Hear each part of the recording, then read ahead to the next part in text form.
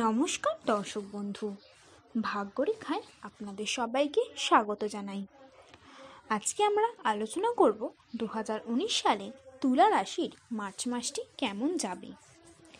এই মাসে প্রতিযোগিতামূলক পরীক্ষায় কৃতকার্য হবেন, অনাদায়ী অর্থ হাতে পেয়ে চিন্তামুক্ত হবেন, ঠিকাদারি ব্যবসায় লাভের সম্ভাবনা আছে, ব্যবসায় প্রতিযোগিতা থাকলেও প্রতিষ্ঠা পাবেন, কোনো কারণে মন চঞ্চল হয়ে উঠতে পারে, কাজকর্মে আপনার মন কিছুতেই বসবে না, শিরোপীড়ায় কষ্ট পেতে পারেন, চাকরি ক্ষেত্রে হঠাৎ অনিশ্চয়তা দেখা দিতে পারে, কোনো সন্তানের জন্য উদ্বিগ্ন হতে পারেন, হার্নিয়া রোগের প্রকোপ বৃদ্ধিতে কষ্ট পেতে পারেন, গৃহ নির্মাণে ব্যাংক ঋণের আবেদন মঞ্জুর হতে পারে।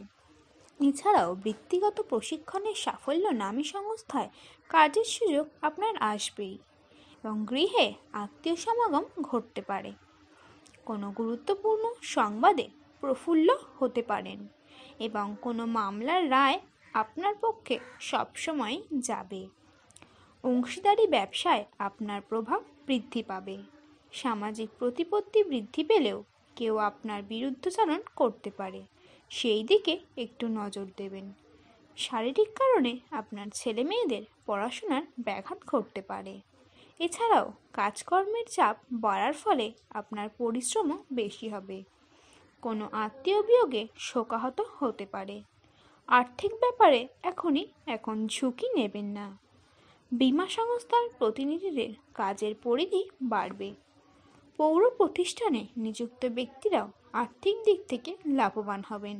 স্ত্রীর স্বাস্থ্য নিয়ে দুশ্চিন্তায় পড়বেন। ব্যবসায় হঠাৎ অর্থ বিনিয়োগের প্রয়োজন হতে পারে। অপ্রত্যাশিত বা অপ্রীতিকর কোনো ঘটনা ঘটতে পারে। নিজেকে সংযত রাখার চেষ্টা করবেন। নতুন কোনো যোগাযোগ কর্মক্ষেত্রে পরিবর্তন আনতে পারে।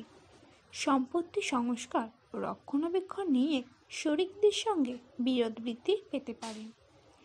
কোনো কিছুর বিনিময়ে উচ্চশিক্ষা বা গবেষণার সুযোগ হাতছাড়া করা সমীচীন হবে না।